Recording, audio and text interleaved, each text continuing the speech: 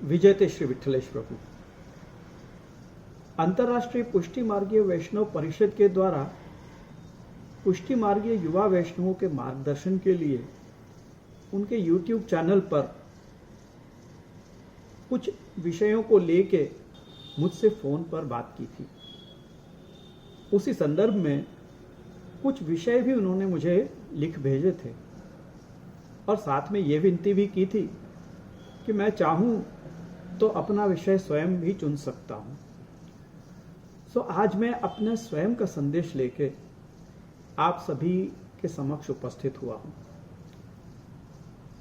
मैं आप सभी के सम्मुख जो विषय रखना चाहता हूं वो है पुष्टि मार्ग और ध्यान अथवा मेडिटेशन। इन दिनों मेडिटेशन के विषय में हर कहीं बहुत जागरूकता आई हुई है।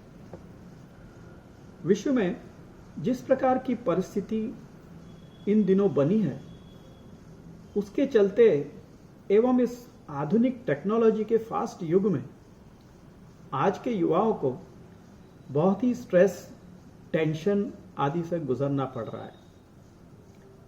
भयंकर प्रतिस्पर्धा के इस युग में मनुष्य इतने दबाव में रहता है कि उसे कभी भी चैन की सांस लेने का समय ही नहीं मिल पाता।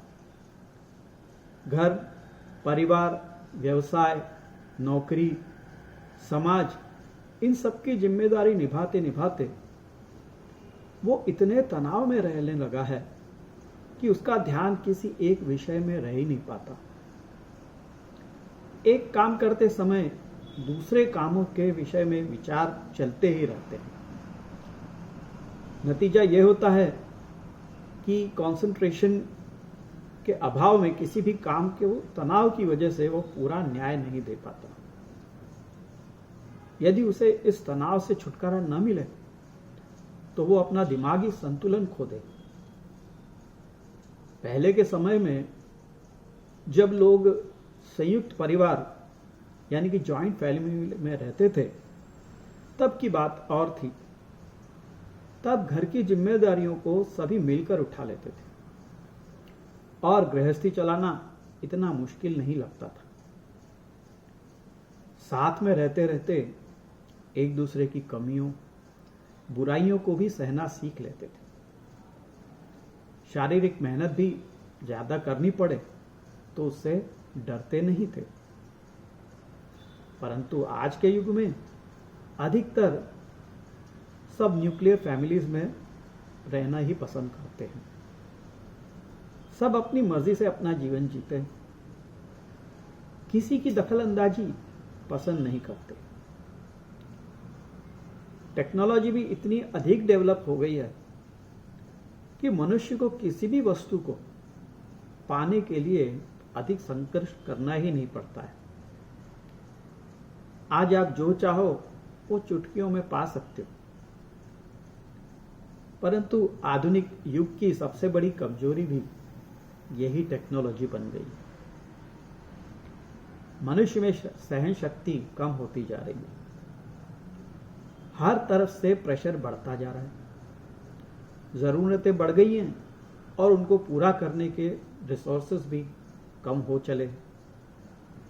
इन सब के चलते आधुनिक रोग, जिन्हें हम लाइफस्टाइल डिजीजेस कहते हैं, जैसे कि diabetes, heart disease, stress, depression और एंजाइटी, इन सब का शिकार बनते देर नहीं लगती।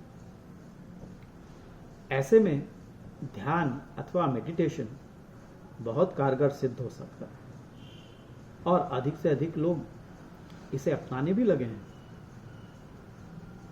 मुझसे एक बार किसी वैष्णव ने पूछा कि जे पुष्टि मार्ग में ध्यान का क्या कोई महत्व है? मैं कहा क्यों नहीं, बहुत महत्व है। चित्त का एकाग्र होना ही तो ध्यान है। पुष्टि मार्ग में जीव भगवत सेवा द्वारा अपनी देह आदि को कृतार्थ करता है। और सेवा क्या है? चित्त को भगवत प्रवण कर देना ही तो सेवा है। जैसा कि आचार्य चरणों ने सिद्धांत मुक्तावली में आज्ञा की है, चेतस्तत् प्रवणम सेवा, अर्थात मन को भगवान में ऐसे पिरो देना जैसे सुई में धागा पिरो दिया जाता है। सेवा तब तक एक शारीरिक क्रिया मात्र है जब तक कि वो बिना चित्त को उसमें पिरोए की जाती है। जब हमारा मन भी उसी कार्य में हो जिसमें हमारे शरीर की इंद्रियां लगी हैं, तभी तो एकाग्रता होगी। जब किसी भी कार्य की सफलता उसमें चित्त को एकाग्र करने से ही होती है, तब कह सकते हैं कि सेवा भी तभी सेवा कहलाएगी जब हमारा मन भी उसमें होगा। यहां पर मुझे 252 वैष्णव में से एक वैष्णव सेठ और उसकी बहू की एक वार्ता का प्रसंग याद आ जाता है। प्रसंग ऐसा है कि वो उस वैष्णव सेठ सेवा में पहुंच रहा होता है, किंतु उसका मन अपने व्यापार में लगा हुआ होता है। उसी समय उससे मिलने कोई आ पहुंचता है। तब उसकी बहू उस मिलने वाले से कहती है कि सेठ जी तो घर में नहीं है, बाजार में गए हुए हैं। सेठ अंदर से ये सब सुन लेता है और बहू को कहता है कि मैं घर पर ही हूं, फिर भी तुमने ऐसे क्यों कहा कि मैं बाजार गया हूं। इस पर बहू कहती है कि आप घर में ही सेवा में तो थे, परंतु आपका मन बाजार में था, इसलिए मैंने कहा कि आप बाजार गए। सच है, हमारे मन की वृत्ति जहां हो वहीं हम होते हैं, फिर चाहे शरीर कहीं भी हो। श्रीमद् भगवत गीता में भी ध्यान का महत्व बताया गया है। जैसे कि अर्जुन का एक संदेह है, चंचलम ही मन कृष्ण प्रमाथि बलवद दृढ़म तस्याहम निग्रहम मन्ये वायोरिव सुदुष्करम। मनुष्य का मन तो बहुत चंचल होता है और इसको वश में करना वायु को वश में करने जैसा बहुत ही दुष्कर है। इसके समाधान में भगवान कहते हैं, असंशयम महाबाहो मनो दुर्निग्रहम चलम अभ्यासेन तु कौन्तेय वैराग्येण च गृह्यते। अर्थात हे महाबाहो अर्जुन, सच है इस चंचल मन को वश में करना निस्संदेह रूप से बड़ा कठिन है, परंतु हे कौन्तेय, इसे अभ्यास द्वारा एवं वैराग्य के द्वारा वश में किया जा सकता है। यहां जिस अभ्यास की बात कही जा रही है वही है ध्यान। आचार्य चरणों ने निरोध को ही परम फल माना है और निरोध की परिभाषा है प्रपंच विस्मृतिपूर्वक भगवद आसक्तिर निरोध।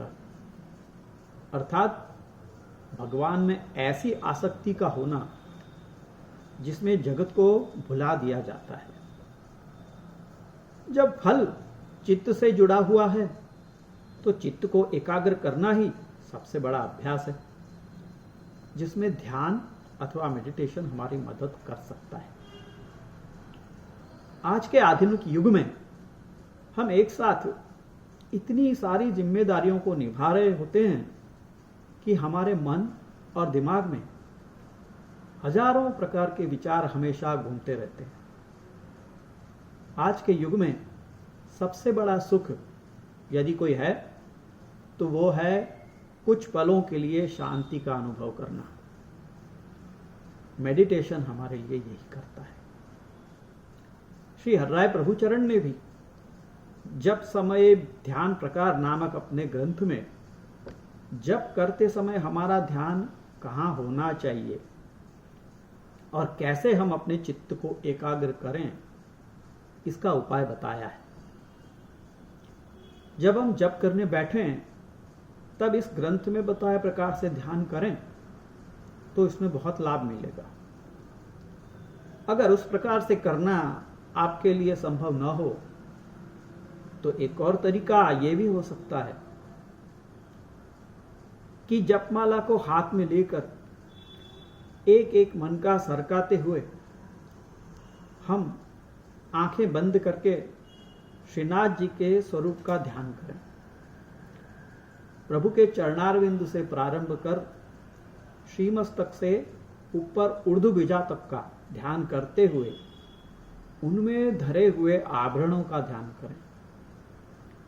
जैसे कि चरणों में नूपुर हैं, सूथन, चाकदार और कंठ वस्त्र धरे हैं, कटी पर कटी मेखला है, दक्षिण भुजा में पहुंची, कड़ा इत्यादि धरे हैं, बाजूबंद धराए हैं, श्रीअंग पर हार, कंठी माला इत्यादि धरे हैं, कंठाभरण है, श्री कर्ण में कर्णफूल है, चिबुक, नकवेसर, तिलक, अलकावली है, श्री मस्तक पर पागलर, सिरपेच और कलगी धरी है, चंद्रिका का श्रृंगार है, शीश फूल धरे हैं, ऊर्ध्व भुजा में बाजूबंद धरे हैं, पहुंची कड़ा इत्यादि भी धरे हैं और ऊपर के श्रीहस्त में फूल का एक छोगा धरा है। जप करते समय इसी प्रकार से चरणारविंद से लेकर मस्तक तक का सतत दर्शन करते रहना, जिससे मन को भटकने से रोका जा सके। यहां पर मैंने श्री जी के स्वरूप का ध्यान करने के लिए इसलिए कहा क्योंकि श्री जी के स्वरूप से सब परिचित हैं। अनेकों चित्रों में हमें श्री जी के दर्शन होते रहते हैं।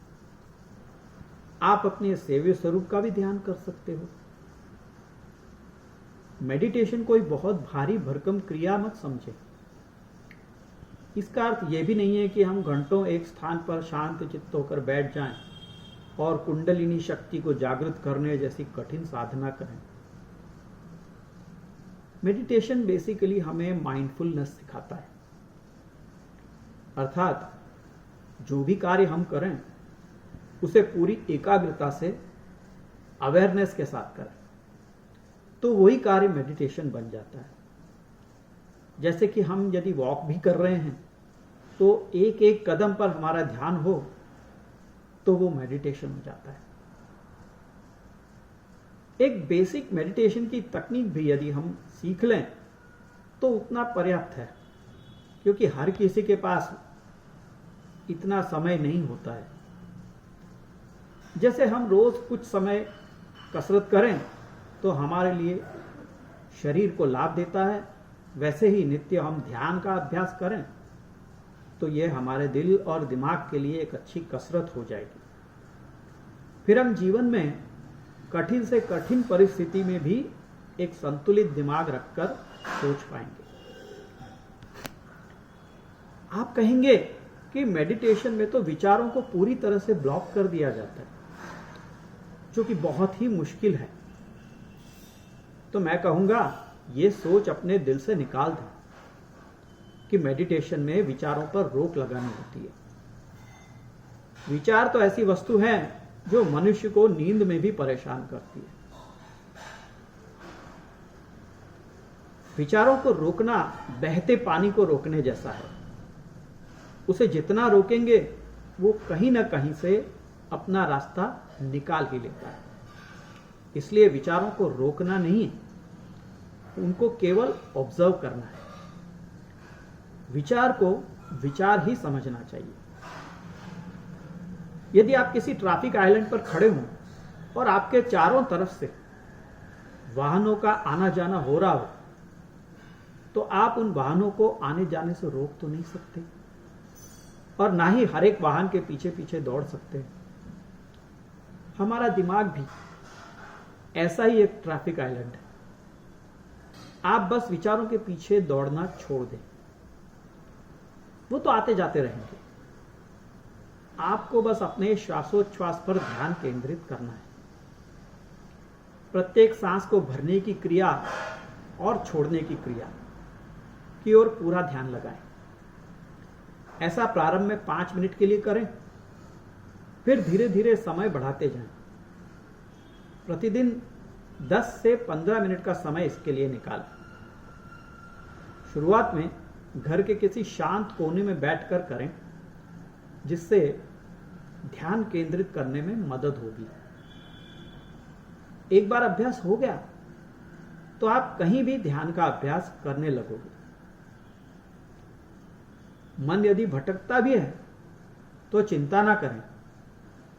जैसे ही यह रियलाइज हो कि मन भटक रहा है, ध्यान को फिर से अपने श्वासोच्छ्वास पर ले आए। सेवा में भी यदि मन भटकता है तो उस समय के कीर्तन की सीढ़ी आदि बजाइए।